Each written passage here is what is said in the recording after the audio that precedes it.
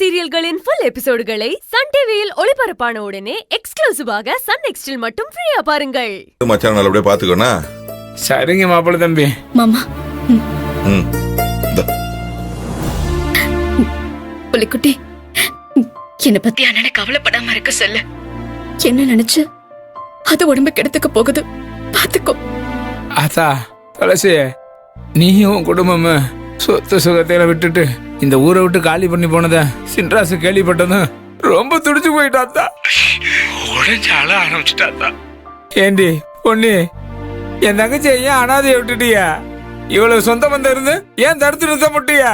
வீட்டுக்கு கூட்டி வராம என்ன பண்ணின்னு சொல்லி பொண்ணிய அடிக்கவே போயிட்டாத்தா. என்ன ஆத்தா, என் தங்கச்சி இல்லாத ஊர்ல நான் இனிமே இங்க இருக்க மாட்டேன்னு உடனே கிளம்பி உன்னை தேடி வந்துட்டாத்தா. பாவத்தா சின்ராசு, உன்னைய தேடி எந்த ஊர்ல எங்க பசியும் பட்டினுமா அலையறான்னு தெரியல தாயி. அத்தா துளசி, இப்ப நீங்க எங்க இருக்கிய? எப்படித்தான் இருக்கிய? எந்த பிரச்சனை வந்து சமாளிக்கலாமா? இங்க பாரு தாயி, தயவு செஞ்சு நீ வீட்டுக்கு வந்துரு தாயி. அம்மாடி, எங்களுக்காக இல்லாட்டாலும் உன் மேல பாசம் வச்சிருக்க உன் அண்ணனுக்காக சின்ராஸுக்காக வந்துரு தாயி. ஏத்தா, உன்னே நினைச்சு அழுதுட்டு இருக்கான் தாயி. அவனுக்காவது வந்துரு தாயி. அவன் படுற கஷ்டத்தையும் வேதனையும் என் கண்ணு கொண்டு பார்க்க முடியல தாயி. உன் அண்ணனுக்காவது மனசரிங்கி வந்துரு தாயி. உன்னை கெஞ்சி கேட்டுக்கிறதா. அத்தா, நீ எங்கத்தான் இருக்க சொல்லு தாயி. இல்ல புலிக்குட்டி, நான் இருக்கிற இடத்த யார்கிட்டயும் சொல்ல மாட்டேன். என்னால அண்ணனுக்கு எந்த கஷ்டமும் வரக்கூடாது, அது சந்தோஷமா இருக்கணும்னா நான் இருக்கிற இடம் அண்ணனுக்கு தெரியாம இருக்கிறது தான் எனக்கும் நல்லது, அதுக்கும் நல்லது. அதனால நான் யார்கிட்ட இருக்கிற இடத்த சொல்ல மாட்டேன், ஊருக்கும் வர மாட்டேன். இனிமே அண்ணனுக்கு எந்த தொல்லையும் இருக்காது.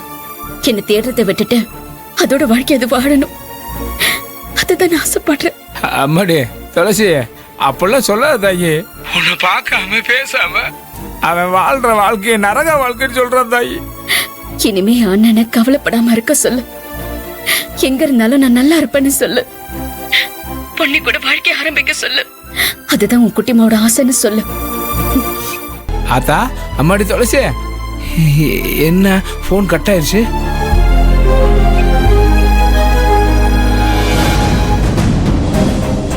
The mobile number you have dialed is currently not reachable. Please try again later. என்ன என்னாச்சு சுவிட்ச் ஆஃப் பண்ணிட்டா? புலிக்குடி என்னதான் சொன்னா? அண்ணன் குணமாக்கி வீட்டுக்கு வந்துருச்சான். வந்தது என்னதான் கேட்டுதான். நம்ம ஊரை விட்டு வந்த விஷயத்தை கேள்விப்பட்டதும் சோறு தண்ணி இல்லாம பசியும் பட்னியுமா ஊர் ஊரை நம்மளை தேடி அலைஞ்சுக்கிட்டு இருக்கோம். நம்ம ஊரை விட்டு போயிட்டோன்னு தெரிஞ்சா மச்சானால எப்படி நிம்மதியா வீட்டுல இருக்க முடியும்? பாவம் அந்த மனுஷன் ஹாஸ்பிட்டல்ல இருந்து இப்பதான் வந்தாரு. கொஞ்ச நேரம் கூட ஓய்வு எடுக்க முடியாம இருக்காரு. நீ இல்லைன்னு தெரிஞ்ச உடனே அவருக்கு உயிரே போன மாதிரி இருந்திருக்கும். ஆமா மாமா, எப்படியாச்சும் நம்மளை தேடி கண்டுபிடிச்சு வீட்டுக்கு கூட்டிட்டு போனோங்கிற வைராக்கியத்தோட தேடிக்கிட்டு இருக்கோம். என் அண்ணன் கண்ணுல நம்ம யாரும் சிக்கிட கூடாதுன்னு தான் நான் கடவுளை வேண்டிக்கிட்டு இருக்கேன்.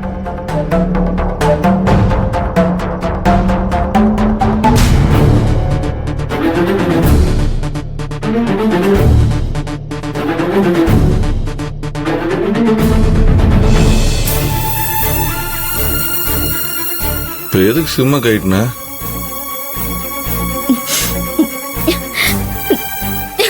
ஏன் தங்கம், ஏன் அதை உடைச்சு போட்ட? என் அண்ணனுக்கு நம்மளை பத்தின எந்த தகவலும் கிடைக்க கூடாது. இந்த சிம் கார்டு மூலமா கூட என் அண்ணன் என்னை கண்டுபிடிக்க முடியுமான்னு முயற்சி பண்ணும். அதுக்குதான் நான் உடைச்சு போட்டேன். நீங்களும் உங்க சிம் கார்டை மாத்திருங்க.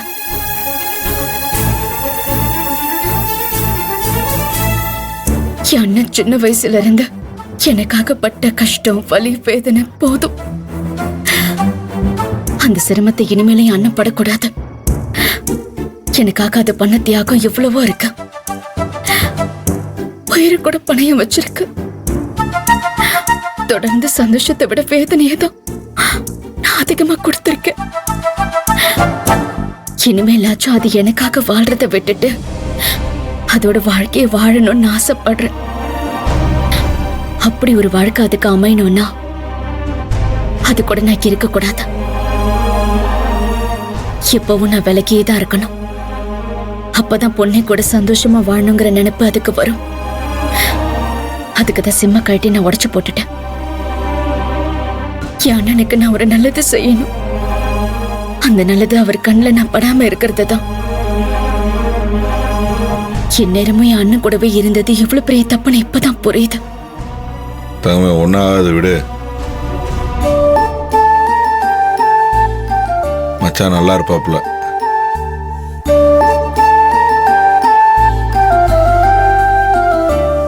சரி வா போலாம்.